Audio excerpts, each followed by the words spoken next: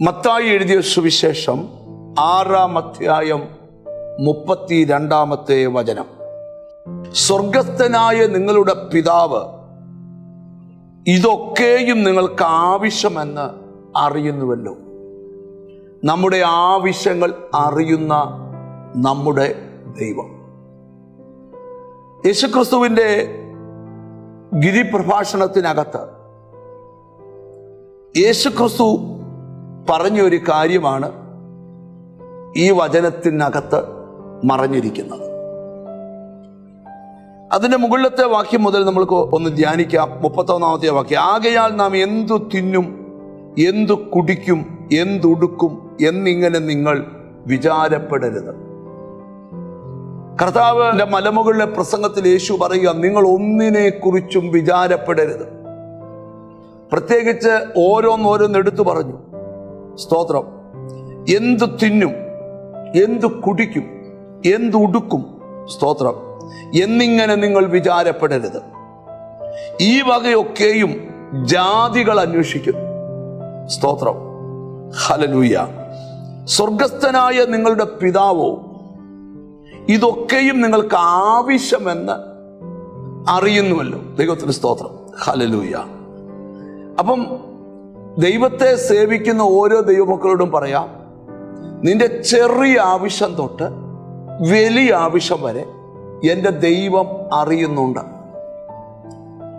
അതിനർത്ഥം നാളെ എന്താകുമെന്ന് നിങ്ങൾ വിചാരപ്പെടണ്ട. കാരണം ഇതെല്ലാം അറിഞ്ഞ് നിനക്ക് തരുന്നതാണ് സ്വർഗത്തിലെ ദൈവം.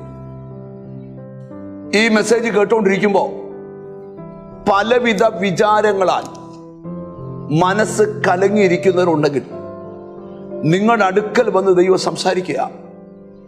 അതിനെ ഒന്ന് ഓർത്ത് നിങ്ങൾ വിചാരപ്പെടണ്ട. നിങ്ങളുടെ ആവശ്യങ്ങൾ എന്താണെന്ന് അടുത്തറിയുന്ന ഒരു ദൈവമുണ്ട്. ആരോടും പറയാതെ ഇന്ന ആവശ്യം എങ്ങനെ നടക്കുമെന്ന് വ്യാകുലപ്പെടുന്ന ചിലരോട് പറയുക, നിനക്ക് ഇന്ന കാര്യം ആവശ്യമാണെന്ന് എൻ്റെ ദൈവം അറിയുന്നു. അത് വ്യക്തമായി ഉറപ്പിക്കുക. നാളെയെക്കുറിച്ച് വിചാരപ്പെട്ട് മനസ്സ് കലങ്ങണ്ട.